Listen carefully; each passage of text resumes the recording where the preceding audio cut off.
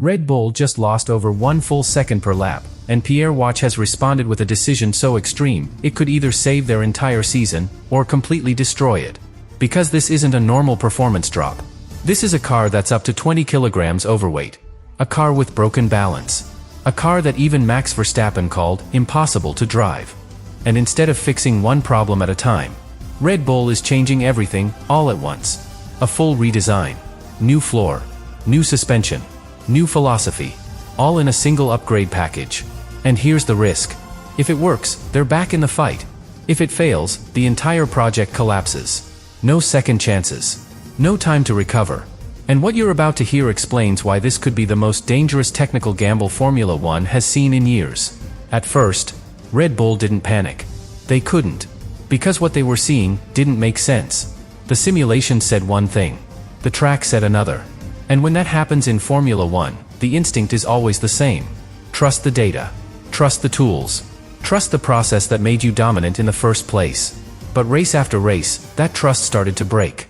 Melbourne showed the first cracks. Not just in lap time, but in behavior. The car wasn't predictable. It wasn't stable. It wasn't Red Bull. And still, the team believed it was something they could tune out. A setup issue.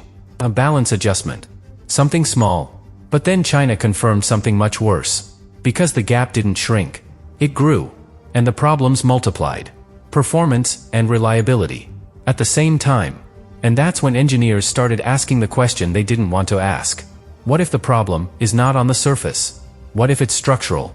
And that's the moment everything changes inside a Formula One team. Because once you question the foundation, every decision becomes uncertain. Every upgrade becomes a risk. And every answer leads to more questions. That's exactly what happened with the RB22. Because the more they investigated, the more they realized something uncomfortable. The car they designed is not the car they have. The wind tunnel said one thing.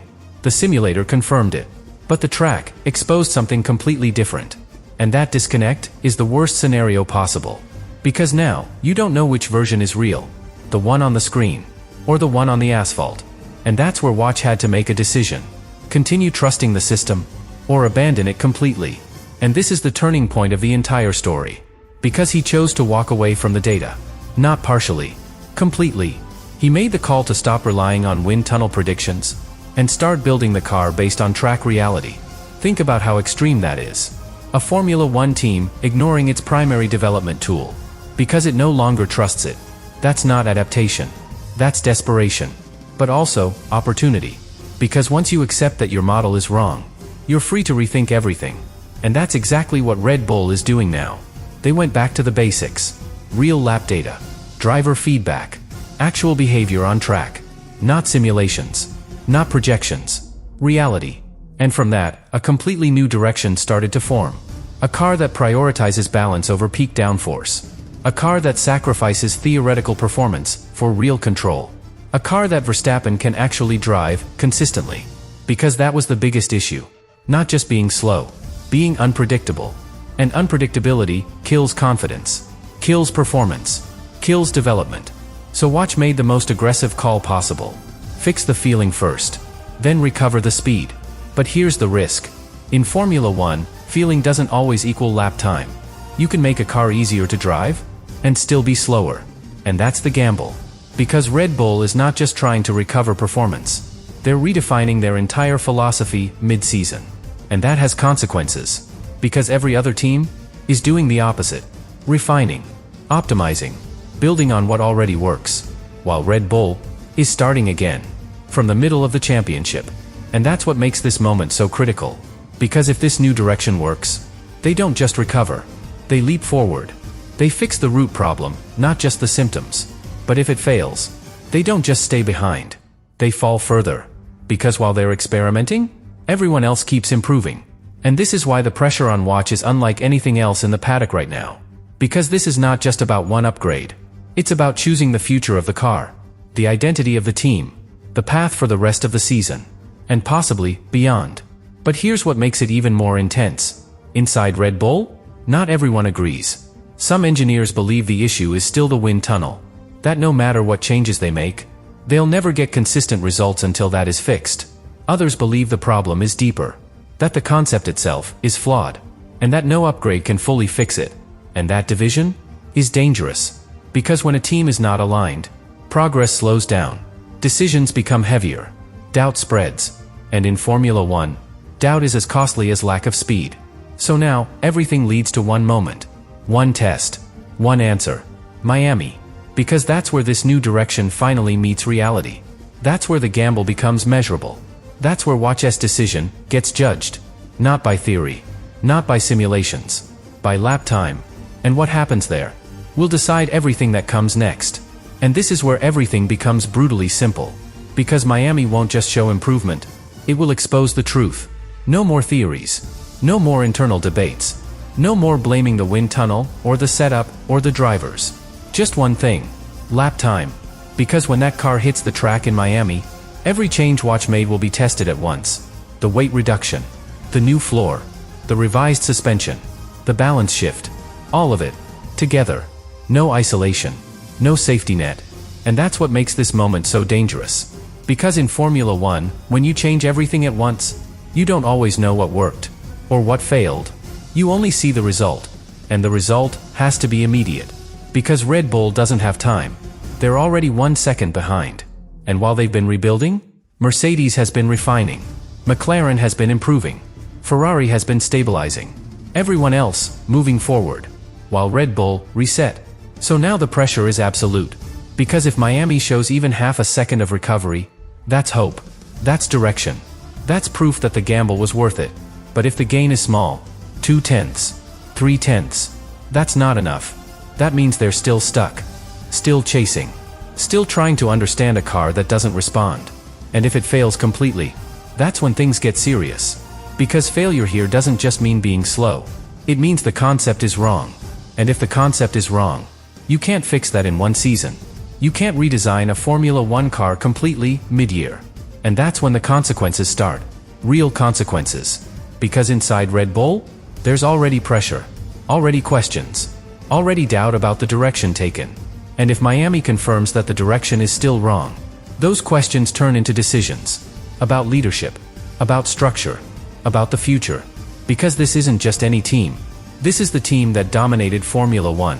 The team that won almost everything. And now, they're fighting just to understand their own car. That kind of fall demands answers. And someone always has to take responsibility. Right now, that responsibility points to one name. Pierre Waché. The man who took over after Newey. The man who designed the RB22. The man who chose this aggressive reset. Because if it works, he saves the project. He proves the direction. He stabilizes the team. But if it doesn't, everything changes. His position. The technical structure. Even the long-term philosophy of Red Bull. And here's the final twist. Even success might not be enough. Because recovering half a second still leaves them behind. Still chasing. Still reacting. Which means the real question is bigger than Miami. It's not just, will this work? It's, is it enough to come back? Or are they already too far behind? And that's what makes this moment so critical. Because Miami is not just another race. It's a verdict. On the car. On the concept. On the decision. And on the man who made it. Because once the lights go out, there's nowhere left to hide. No more explanations. No more uncertainty. Just the reality of where Red Bull stands. And whether this shock decision was the beginning of a comeback?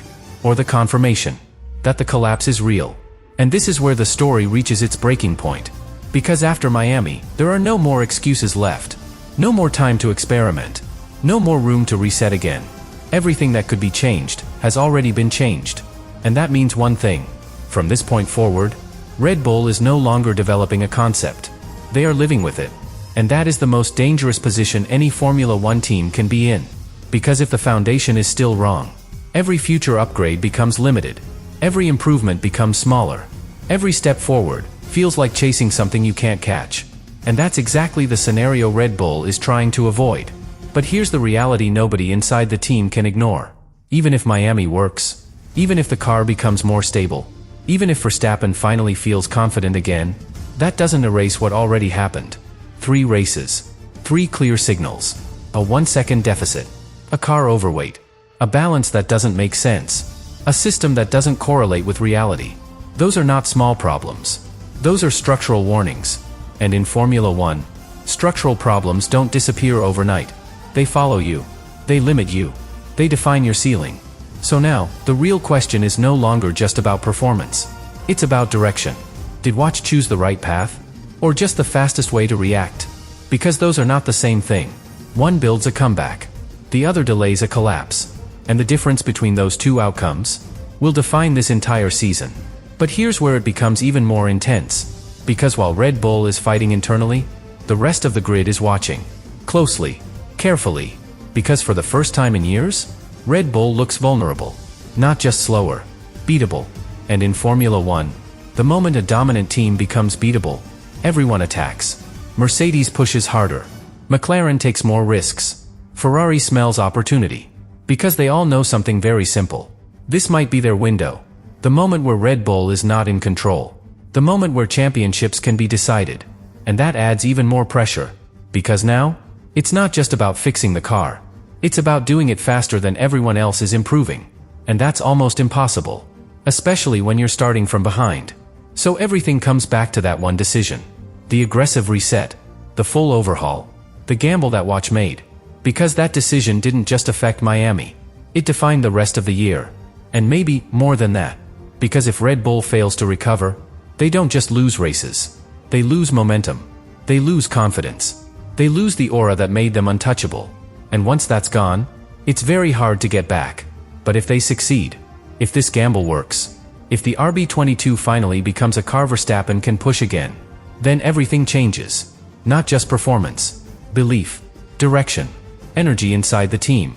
Because sometimes, one decision is enough to reset everything. And this might be that decision. Or it might be the one that confirms that the era is over. Because in the end, this isn't just about a car being 1 second too slow. It's about a team that went from absolute dominance to complete uncertainty in a matter of races, and now stands at a crossroads. One path leads back to the front. The other leads deeper into the collapse. And the only thing separating those two futures is whether Pierre Waché's decision was genius or a mistake they won't recover from.